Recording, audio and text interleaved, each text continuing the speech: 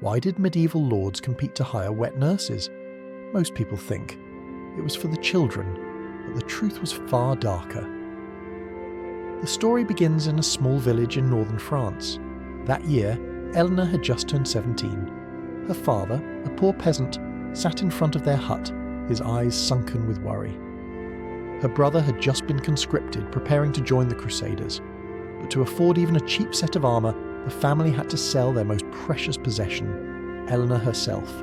For just a small pouch of gold, her father handed over the contract to the Count's steward. Her mother wept, clutching her daughter's hand, but in the end, her rough-handed brother pried it away.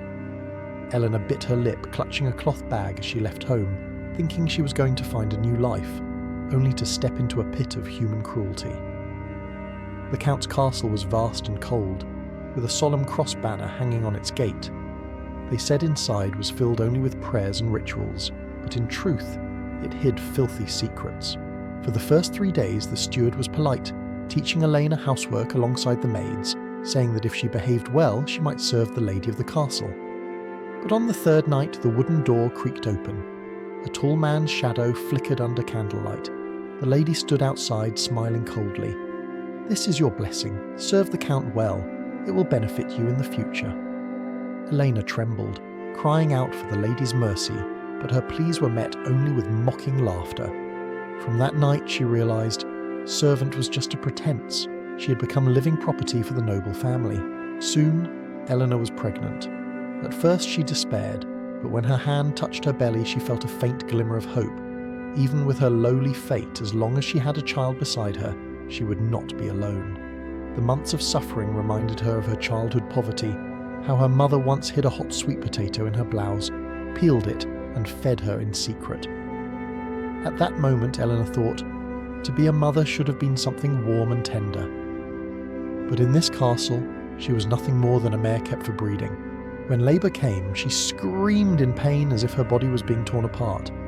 The sound of a baby's cry filled the room, but before she could even glimpse her child, the midwife carried it away.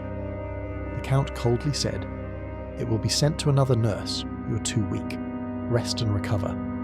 Elena believed him, thinking she would see her child after her confinement. But when the day came, instead of her baby, she was brought before a group of silk-robed nobles. Their eyes cut into her like knives. The Count laughed, pulling Elena forward. "Look, 17 years old, just given birth, her milk is fresh. This is true nourishment."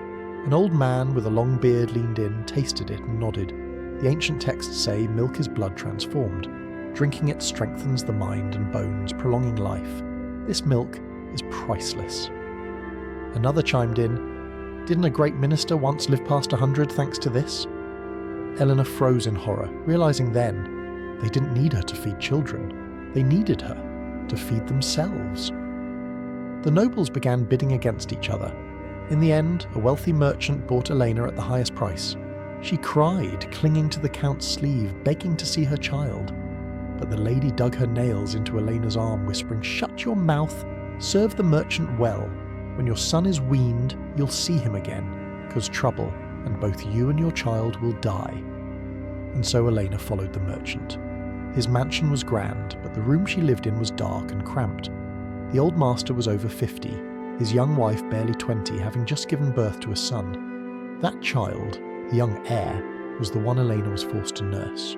The mistress glared at Elena with hatred. By day, if she nodded off holding the child, a whip lashed her back with scolding, "Trying to kill my baby!" By night, when the child cried, she was accused of laziness. Every day, Elena rose 3 or 4 times, never sleeping more than 2 hours a night. Her eyes swelled, her body weakened. Worse still was the master himself. He summoned her to his study, forcing her to let him nurse directly. When she resisted, he stroked the jade pendant at his waist and threatened, "Your son is still at the Count's castle. If you want him safe, obey." Elena sobbed, but could only endure. Some nights, when the heir cried, the master still forbade her to feed him, insisting she serve both child and himself at once.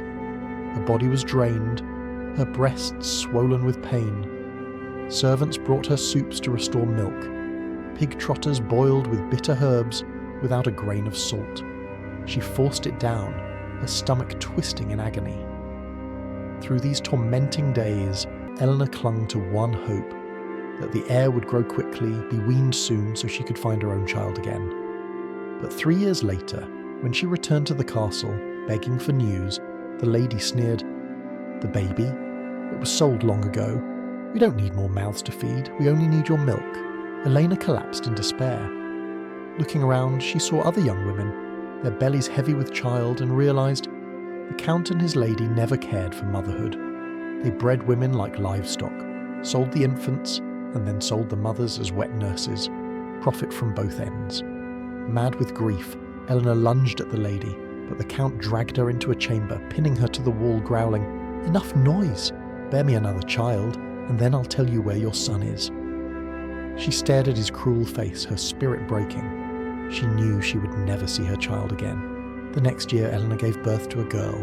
This time she clutched the infant desperately, but before she could feed her, the baby was torn away. Elena lay on the cold bed, her tears long since dried. Later, she was sold again to another noble house. Day after day, she watched old men raise cups of her milk, their faces glowing with delight, while she thought bitterly, they drank milk turned from blood just to live a little longer, just to remain above others. Yet everything they did was nothing short of cannibalism. That was just one of the dark truths of the medieval age. Which secret should I reveal next? Comment below, and your idea may become the next story.